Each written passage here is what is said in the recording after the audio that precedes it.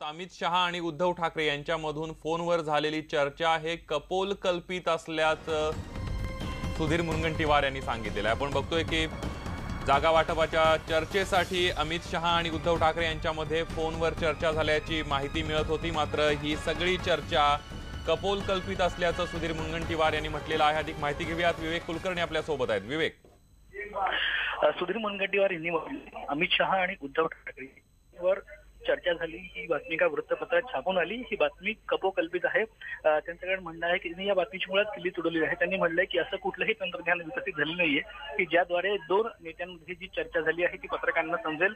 युती व्हावी ही आमची भूमिका आहे, ती आम्ही अनेकदा बोलून दाखवलेली आहे, पण 1995ला जो फॉर्म्युला होता त्या फॉर्म्युल्यावर आता युती होऊ शकेल अशी मागणीच मुळात उद्धव ठाकरे करणार नाहीत, कारण ही जुनी गोष्ट आहे। बदललेल्या परिस्थितीनुसार कायम चर्चा होत असते आणि सगळं कपोकल्पित आणि सुपीक डोक्यातून कोणतरी ही बातमी टाकली आहे, अशा शब्दात त्यांनी या बातमीची खिल्ली उडवली।